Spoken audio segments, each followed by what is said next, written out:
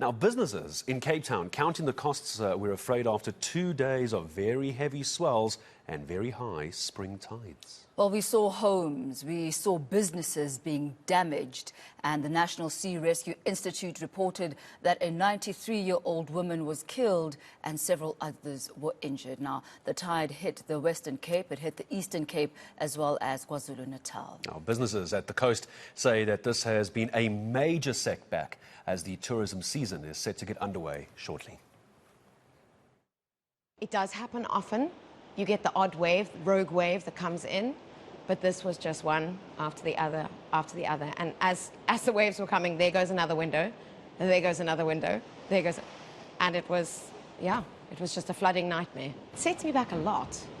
There's obviously the income of the show that we've lost, and obviously all the stuff that needs replacing, and at the moment we don't even know what that is, or, you know, where it amounts to. It could be tens of thousands, hundreds of thousands, I'm not sure. But for me, like the COVID situation, I'm going to take it and I'm going to try and come out of it stronger. A few of the windows at the store blow out with the storm. Not much wind, but the waves were hitting the building quite badly, and we had to shut all three, or two of the three stores because of the weather. So let's get an idea of where the situation stands right now. We're joined by the National Sea Rescue Institute spokesperson, Craig Lambinon. Craig, a very good morning to you. Thank you for joining us. Perhaps let's start here. We have been experiencing, at least over this past weekend, higher than usual waves called a spring tide. What actually causes this? So spring tide happens twice every month, at full moon and again at new moon. And that's really a magnetic pull of the moon on the earth that causes the sea tides to rise higher than normal during spring tide, and the low tides to go lower than normal. You would actually also find this phenomenon on a place like the Great Lakes in the United States, which is also a very large body of water. So spring tides are normal. What happened this weekend around South Africa was a combining of the spring tide together with a cold front.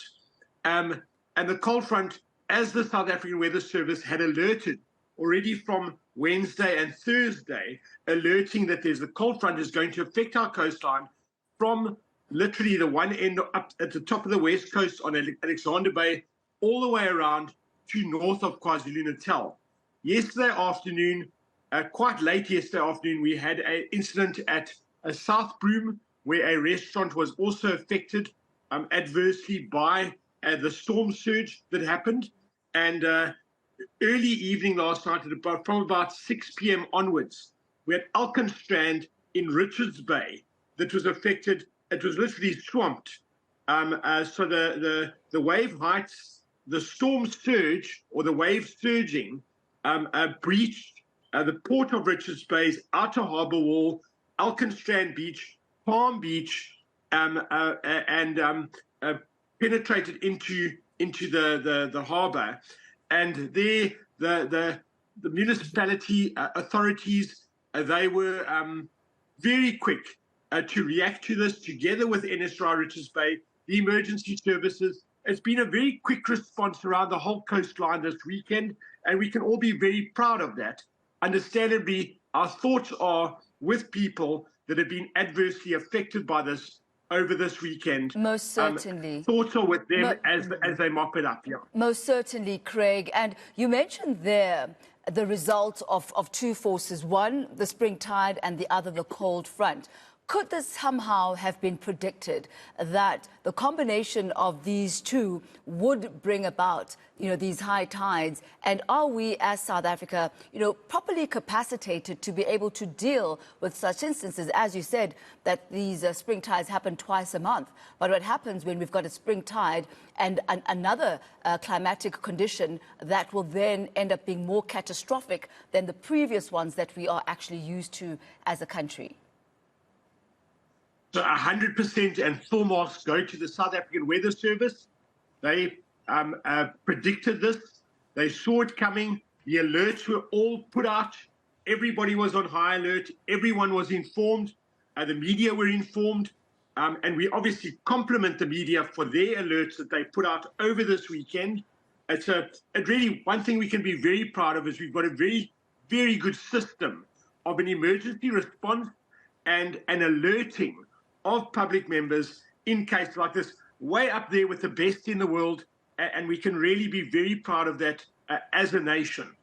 I wonder if people were adequately prepared, though, or if people actually knew about this and knew exactly what to do in a situation like this. But let me ask you, Craig, are we out now? Are we cleared? Are there no other possibilities of a resurgence of what we saw happening this past weekend? So just on your first point, yes, everyone was well informed, well ahead of the time. It was requested that people stay away from the coastline over this time. And we obviously rely heavily on media to accurately voice and accurately broadcast these kinds of alerts. It's all very well to come at the end aftermath and say, well, were you alerted? When everybody follows the South African, we always recommend people to follow the South African Weather Service alerts, and then everybody will be well versed. But we also rely heavily on the media to give these alerts, and we can be really thankful that the media do their what is required from them. It's obviously a difficult time now that with the aftermath, there have been some people that are affected, some properties that have been affected. It's inevitable that there are even our NSRI rescue stations around the country, which are positioned right on the seafront. They have been affected. And everybody will now start mopping up.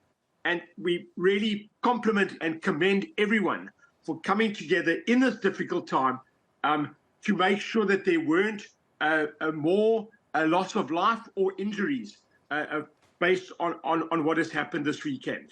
Thank you so much, Craig. We'll leave it at that. But just yes or no for my last answer, if you would, just because time is not on our side, if you would, please, Craig.